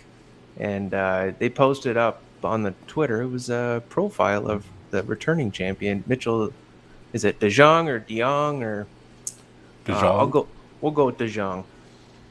Yeah, and if you check Jonathan Simon's Twitter feed, he not only profiles Mitchell, but also Bobby Zielinski, who's running as well as Sammy Matty Trogren, the Norwegian. Man, Mitchell de Jong has done nothing in the series this year. All these P1s and nothing done. What a stat line though, eh? All these feature wins for him. He had to miss. He missed 2 rounds on Mitchell de Jong here because he was competing at the world's fastest gamer event. But then, so I'm going to read off his finishes here that he did run. P2, P1, P1, P1, P4, P1, P1. Did you see the biggest stat here, I think? 0 incident points. Yeah, he's going to be tough to beat, but Bobby Zielinski's no slouch. And then Sammy Matty Trogren, he's a real rally cross driver. So it looks like John Simon is doing a profile on not maybe all of the drivers, but at least some of them. It looks like daily he's putting out a little profile. So check it out. I'm looking forward to seeing what happens. And with that, let's go to podcast housekeeping notes. Don't forget we're on the Performance Motorsports Network. We've had several listeners send us stories by email at iRacersLounge@gmail.com. I certainly appreciate that. When we get into hardware, I had like 4 or 5 people send me the same story. So we had some real popular ones. And with that, let's jump on to fantasy. Well, this Richmond was the first race this year that I actually didn't watch. I was getting my butt handed to me in poker last Saturday. But I still was able to, I missed pulling out my garage, but it didn't really matter who I had in my garage, needed to stay in the garage anyhow. So it kind of worked out for me. I personally didn't do all that great, but enough to, still hold on to the league. But there has been a little bit of changing happening. Res Dog has peeked his head, and he's coming after me with vengeance too. He's moving up the leaderboard pretty darn quick. He kicked Smiling Ninja out of second place, and he's certainly within striking distance of taking over the lead. So if I want to hang on to this lead, I better smarten up my picks and just kind of figure it out a little better for Bristol this Saturday. So don't forget to get the picks in for Saturday night racing at Bristol. This one's going to be a tough one this week. A lot of beating and banging, and a lot of tempers going to be flaring, and we could get lucky and see another like Matt Kenseth, Joey Logano deal. We could only hope. That was a lot of fun to watch there a couple of years back. But let me throw down a quick top 10. It's myself's in first place, TG1 Racing, Res Dog second place, Smiling Ninjas in third, KBM is in fourth place, Just in Time is in fifth, GI Jojo's in sixth, Laird Racing's in seventh, Kerry Cial is in eighth, Jedi McFly is in ninth, and Romance Girls made her way up into 10th place. So we got a new person in the top 10, and that happened in the playoffs. So make sure to get the picks in. Make sure to swap out your garages, and don't forget about those extra points with the stage wins and the manufacturer and the race winner, because those points add up real quick if you can nail them. Yeah, I need to make my picks for the next race. Thanks for the reminder.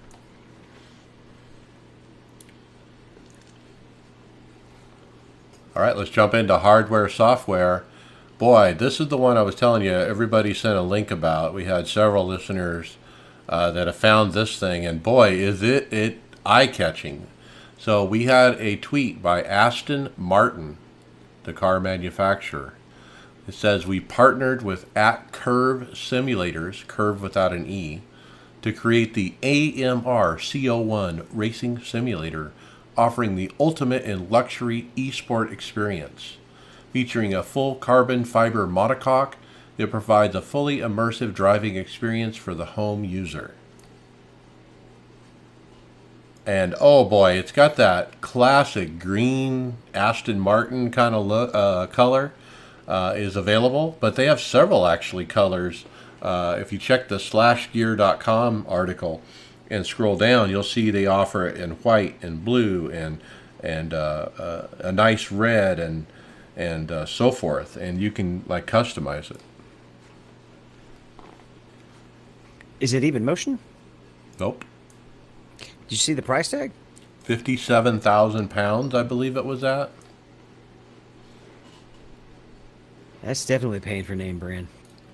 I'm guessing it comes with the sim and all and the wheel and stuff like that, right? So it's kind of got a little bit. It's still, holy crap!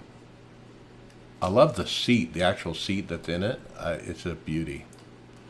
And it moves, right? Like it's No, No, it's No. good. It's a 50,000 pounds for a non-motion rig. it's You got a bet. beer fridge, nope. Nope. coffee maker. Nope. It's got some nice leather, like Aston Martin interior. You're paying for that symbol. This makes Come the on. this It's makes got the the Porsche logo. stuff seems cheap. How can I justify obviously it's kind of just it seems like a one-off, but how can you justify $73,000 US? You don't. Next. Sorry. Well, wait, I might be Tony Stark, and I need something for my Batcave. Then get the app that talks to you. Or get Denny's rig. It would be worth the money. There's plenty. You know what you could do with $73,000 if you had it? I could get a better rig. Well, you get a nice motion rig. Right. You could do better than that, I think. So the website is curvrs.com. And yeah, you can go there and buy one of these things. If any of So- our listeners, if any of our listeners have that kind of money and end up purchasing this, let us know how it goes. So it says right here, featuring a full carbon fiber, whatever the hell that word is, monocoque. Monocoque. All right. It Here, is. Tony, here's the lesson for you. A monocoque is what is the crash chamber that the driver sits in that has to be certified by like F1 or IndyCar. The monocoque is what they call the enclosure where that keeps the driver from getting killed in an accident. Okay. So is this one fully certified F1 monocoque, or is it just a full carbon fiber lookalike? I'm guessing they're just considering it. You're using the name for some reason as a monocoque. It's not really a monocoque. Okay. So they build a rig out of carbon fiber, so they can charge $70,000. Why do you need a rig out of carbon fiber? It just makes absolutely no sense. You're not going to go any faster in a stationary rig using carbon fiber as you would using any other, possible material. Okay, I'm done. I could go on all night about this. This company was founded by Aston Martin driver Darren Turner, who's a 3-time Le Mans winner, and he started this company, Curve, that makes this, apparently. I'd like to know what the details are that make it so expensive. Obviously, we know carbon fibers aren't cheap, but where's the justification in that money? It's the Aston Martin name, really, I think. Then why don't you save another $20,000 and just go buy the damn car? There you go. So should Yeah, I don't buy... get me- No, go ahead. Sorry, Mike. It looks really good, but that's like, I just can't get over the damn price for what you're getting. It just doesn't make any sense. It's not computing, but it does look flashy and nice. So I guess if you got to have that, then I'm sure there's a market there, and somebody's going to definitely buy this. I'm sure they are, and good on them. Actually, I wouldn't mind seeing a video of somebody that put down that kind of money for this thing. if you get that, you might be in the market for one of those. I forgot who it is, Louis Vuitton or one of those high design people who have like a $1,000 Corona face shield that you can get. I'm not even gonna ask. It's true. Let's move on to the next thing. This is a warning by our favorite tech, what do you call him, a tech guru, tech tester, J2 Cents. He's put out a warning here to everyone about these new 300 series cards to wait on buying them and wait to see what AMD has coming out. I guess they got some new cards coming out with AMD, Yep. and just to see what is up before you go out and start spending your money on these cards. Aren't you going to run into that with technology forever? Because it's there's always going to be something new coming out. You just got to pick a point when you want to upgrade. Well, it's the same thing right now. We're fighting over video cards in the PC world. Look at the console world. They're about to have their own battle right now. That they just had the battle this week. We're releasing prices for their consoles, and it's never ending. Who's going to beat who, right? Well, I think the video, he kind of alludes to that. The rumor is that AMD's product is going to be better than what GeForce NVIDIA has just recently announced with their 3000 series cards, and it might be a better value to go with AMD once they do release it. And they also have their regular PC chips that are going to update and release as well. Not just the graphics card, but the Ryzen's as well. Now, didn't they say that about the last iteration of the AMD graphics cards too? But probably. Yeah, and I'm not They trying to always say throw. that. Well, I'm sure they do. I'm not trying to throw any digs. I'd really like to see AMD, start competing on a proper level with GeForce. I mean, we're the beneficiaries of that battle. They couldn't do it with their last iteration. Hopefully they can. It sounds like I've kind of heard that stuff before, but I hope they do. I love their chips. Those are the ones that I always use and put in my computers. I'm awfully scared to pull the trigger on an AMD graphic card. I'm an AMD processor as well, but yeah, I don't know much about the AMG graphics card like you're saying, Tony. All right. Well, how so many people actually jump back and forth? I mean, most people are either going to be kind of Intel GeForce or AMD camps. I went from AMD to NVIDIA, actually. My first card was AMD. All right, let's keep moving. Brian, a big hit for VR. Yeah, this kind of came out of nowhere. I didn't have any rumblings of this before it dropped, but Rode VR announced on their Facebook page that Oculus/Facebook, because Facebook owns Oculus, they are going to be discontinuing the Rift product line in early 2021. So that's the PC-based Rift S, and they're discontinuing that. So that came out of nowhere, and I'm sure some people who own that are not going to be too happy with that. The writing's kind of on the wall when you see Facebook saying that they're going to take over. It's kind of showing that Facebook's going to want to monopolize the market. They're not going to want to stay just PC. They're going to want to try. They want phones and anything they can get into to bring it. So it's not saying they're not going to develop. It just says they're not developing strictly for the PC. Yeah, that right there means that they're probably going to have something that can be both. Isn't the Odyssey like that? Or not the Odyssey. There's a Rift Quest. product. Yeah, the Quest. The Quest, and they actually just announced the Quest 2 will be coming here shortly. But I believe you can get a cable that will run so you can run it through your PC. I believe. The Quest? Yeah.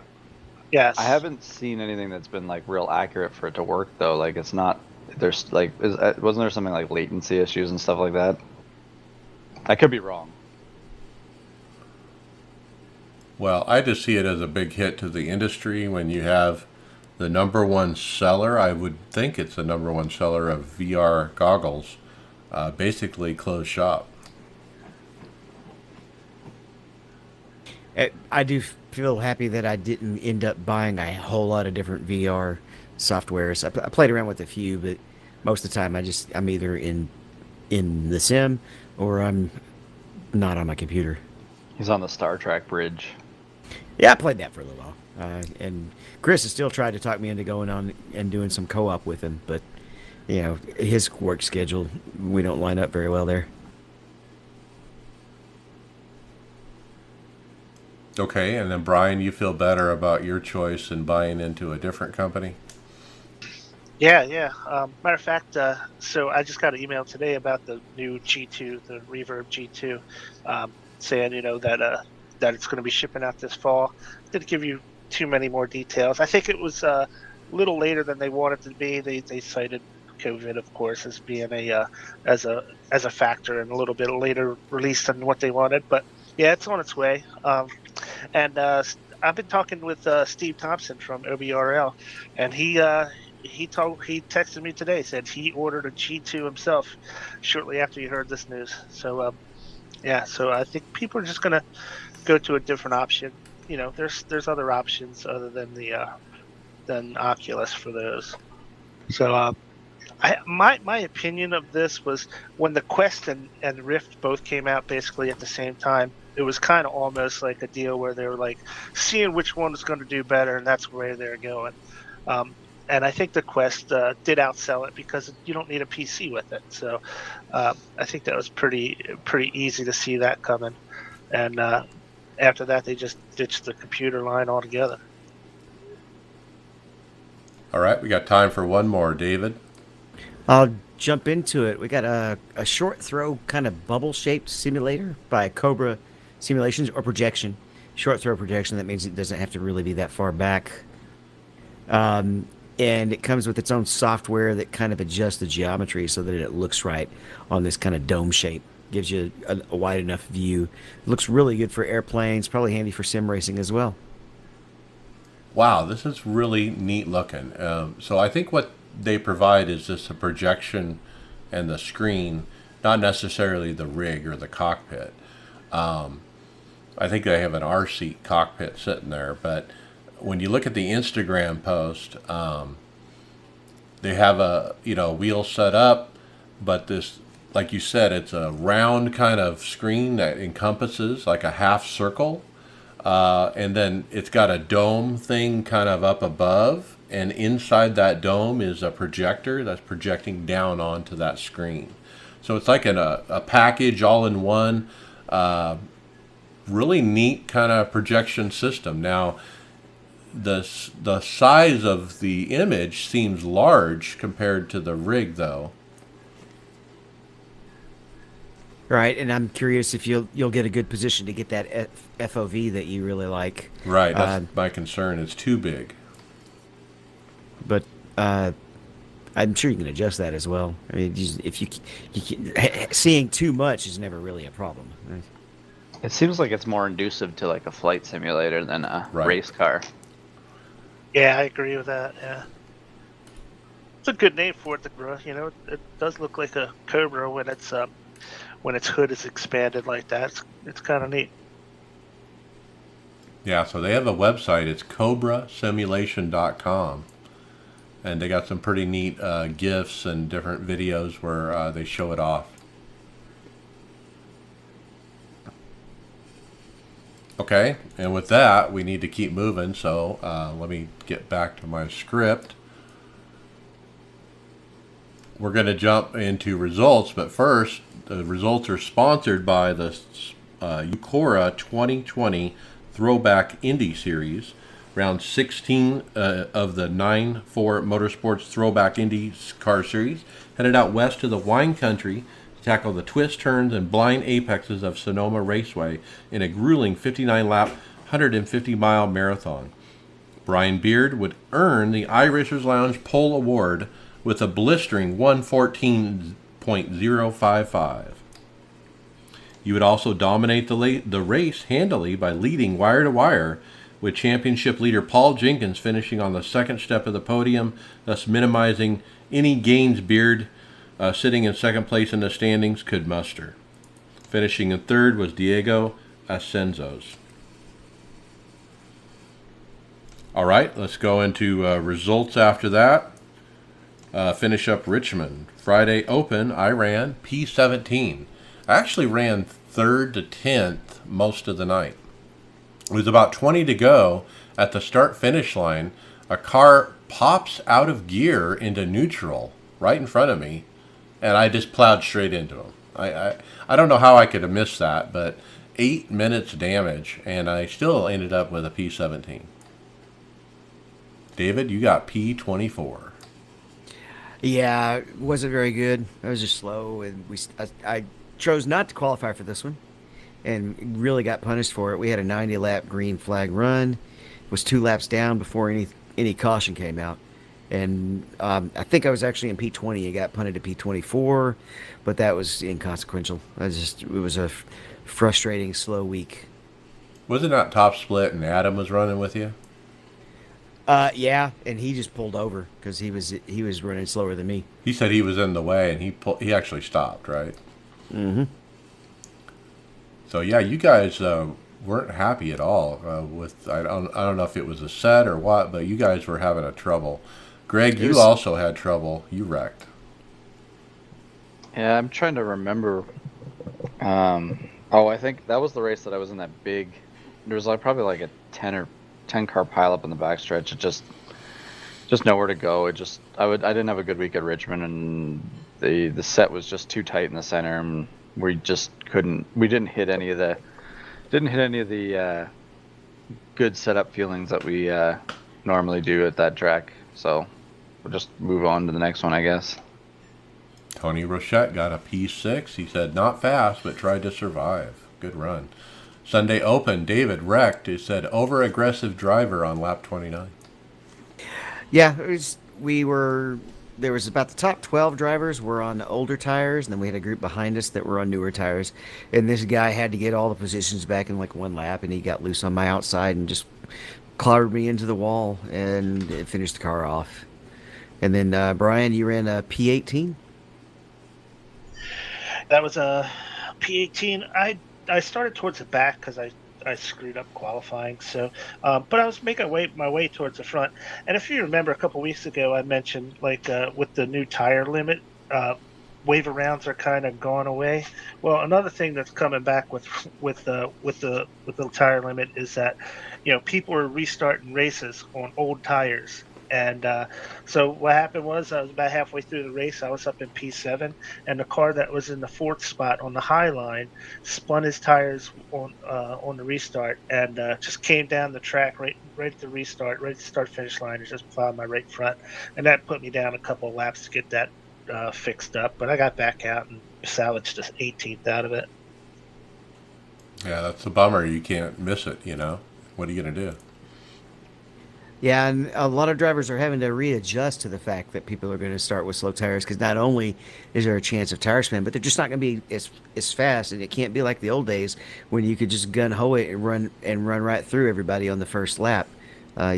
When there's old tires in front of you, you have to take your time getting around them, or you're going to cause a wreck. I was going to say, let's put Richmond behind us. I don't think it was a great week.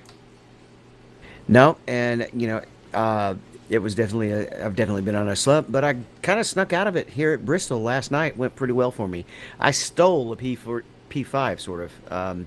I got caught up in some other people's stuff early, recovered from it, and then I self-spun with 70 to go and really hurt the car. And I was like, great. I just threw away what was going to be a decent race, but I was able to keep it on the lead lap, and in the last few runs, they just started really racing over aggressive with each other, wrecking with each other.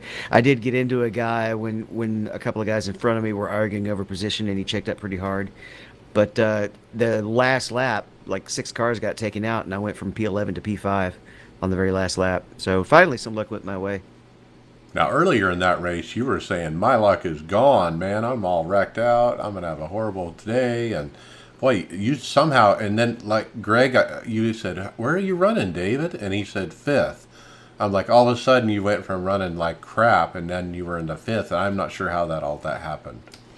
Well, at the end, I was still running around 10th to 13th. There was only that many cars left on the lead lap. But yeah, I was pretty upset with myself for the self spin. I was on older tires and got impatient with how much faster the newer guys were, and stepped on the gas a little too hard and turned her around.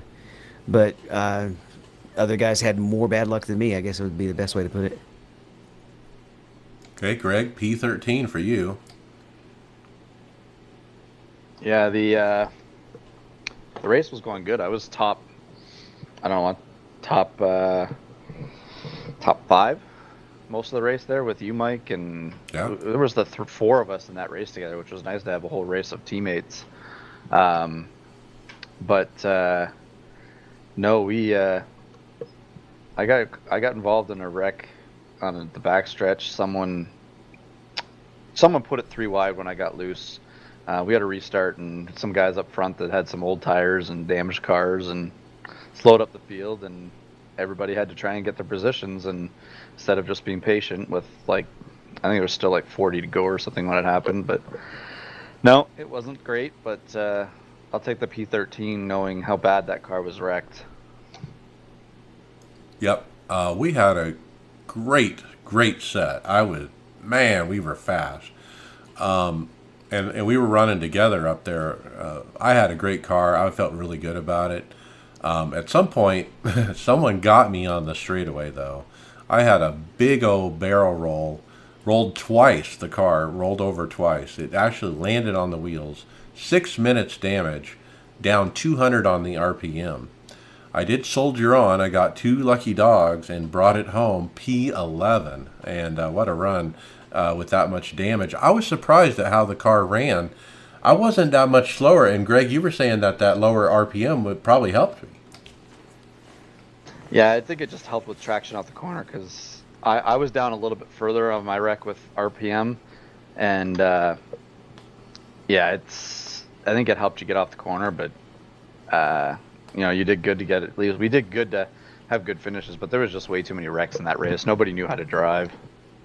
I had the same thing last night when I was at about 1900 RPM and was still running with most of the leaders, just depending on the freshness of the tires. Because yeah, you could still roll the center at the same speed. It was just a little harder to pass on the bottom if you did get underneath anybody, but otherwise it was still pretty quick. Yeah, it's so hard to pass. Yeah, even though you're slower on the straights, you're just the same in the corners, and nobody can get around you. So Tom was in the race with us, Tom Dreiling. He ended up P3. Great run. He said, up and down race. Car for me is loose in the center off the corner. I'll need to fix that. He pitted from third with 30 to go to take the last set. Worked his way back up. He said, I'll take the top 5. And then Stephen Llewellyn was running with us. He's the quiet one. We had to ask him, hey, where are you at? But he had a pretty uneventful night and ended up 6th. And he actually stayed out on old tires to get that finish.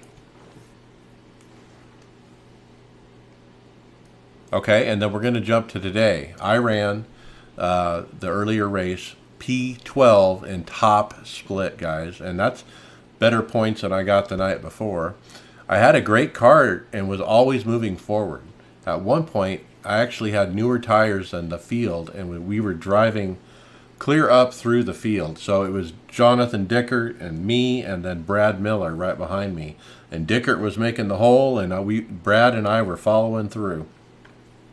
And we had about 20, 30 lap newer tires than everybody else, and we marched up through the field, clear to the front. I mean, it was so much fun with the lap cars, and I don't know if I've ever had as much fun as I did today in that race without winning, because the way that the traffic was, and sometimes they're on the top, sometimes they're on the bottom, and we're just flying through there, because we have these newer tires, and we're going by lap cars and lead lappers as well, that are on older tires. So it was just a blast. But at one point, about halfway, I got caught up in a wreck finally. Somebody spun in front of us. I plowed in. Brad Miller plowed in behind me.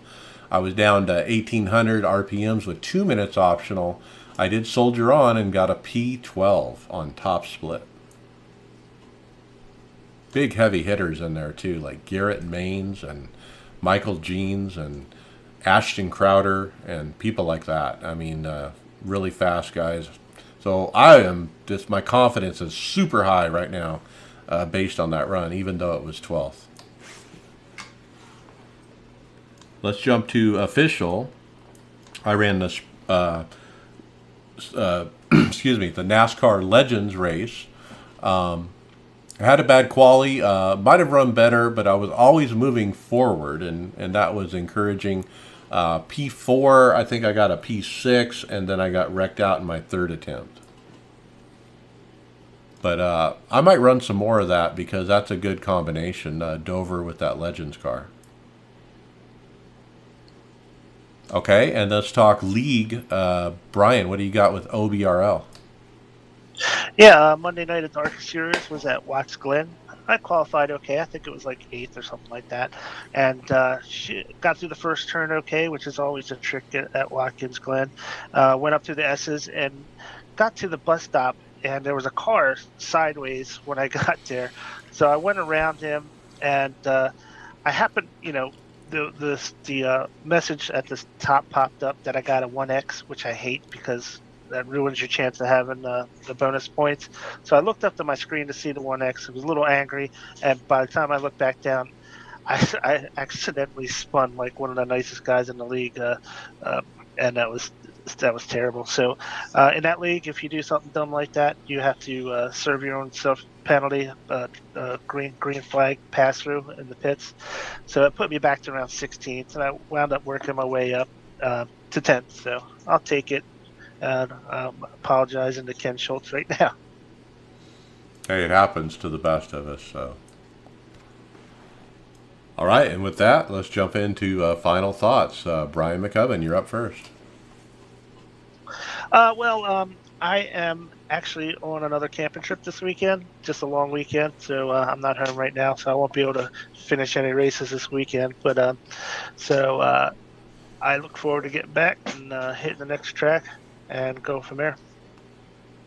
Okay, very good. David Hall, final thoughts. Mixmage, twitch.tv/Mixmage. Come watch the stream.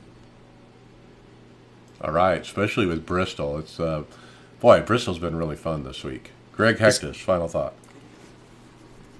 I'll give you an inning car. I'm just under caution here now. I'm in the A race. Anyways, you can come watch me on my stream at Frozen Cactus, twitch.tv/Frozen Cactus, Frozen with 2 O's, Cactus 2 K's. And yeah, we got a new sponsor that I'll be starting with the podcast next week. We'll be posting that up as we go over this next week here, and look for that, because definitely be helpful for the community with our new sponsorship. Yeah, we're looking forward to the announcement of that, Greg. Tony Groves, what do you got for your final thought? Well, I was really hoping to be able to join Brian in that Watkins Glen race. I'm going to try and run the majority of those races, but work happened, and I got the night before the race, the day of the race, found out I had to get up at a really stupid hour the next morning, so I couldn't make it. But hopefully that won't happen for next week, because Watkins Glen, about my favorite road track, which is very rare for me to even say that. So it's kind of bummed to miss that. But what? Yeah, right. Anyways, we also post up an Aftermath episode. Get Off My Crocs. That's up in the podcast universe. Download it wherever you download this show. Check it out. Throw us some feedback. I should probably start putting the Aftermath email in the post that I put out when we release the episodes. So we won't have one this week, but we'll have one the following week with a special guest. We'll talk a little bit more about that next week, I guess. Do a little shameless promotion a couple days before we record. All right, we love iRacing content, so bring it. Okay, so next up, my final thoughts is hardware issues. Man, I hate those. I like to spend the money. I don't care about the money. I'll spend it. I just don't want hardware issues. So I had a problem with the wheel where it would quit shifting and the whole hub, all the buttons would stop working. And it was a pain in the butt because I would have to pit and map the keyboard to the shifter and all this nonsense and give up track position, and it just sucked. And so I tried to take the wheel off. Now, I've never taken this wheel off. I only have one rim, so I don't see a reason to take it off. But I probably should have, because it's like stuck on there now. So I yanked on it, and I yanked on it with all my strength, and I actually bruised my arm from trying to pull it off. And I can't get it off. Now, I got it off a little bit, where it came off about a ½ inch or so. And then I pushed it back on to kind of reseat it, and it's been working ever since. So, hey, no harm, no foul. As long as it's working, I'm not going to touch it. If it quits working, I'm going to rip the damn thing off and we'll buy something else. But it's kind of frustrating. The other part I'm having hardware problems with is my laptop, my trusty laptop I've had for I think 14 years now, has finally just quit booting, and I can't get it to boot. And it's been driving my fourth screen down below my triples on the right that I show JRT timing and scoring on. And so I've been without the JRT for a few days now, and I'm like an alcoholic without beer. I can't race without it. I mean, I keep looking down. I want to see at a glance where everybody's running. I want to see who's leading, where I'm at, how many seconds back I am, how many pit stops have they done versus I've done. I can see all that on the screen, but not anymore because my laptop's gone. So I have a friend of the family who's given me a Chromebook tonight after this podcast, and I'm going to hook it up, and hopefully that'll solve my problem. And with that, I hope you guys don't have any hardware issues, and we'll see you out on the track. Later.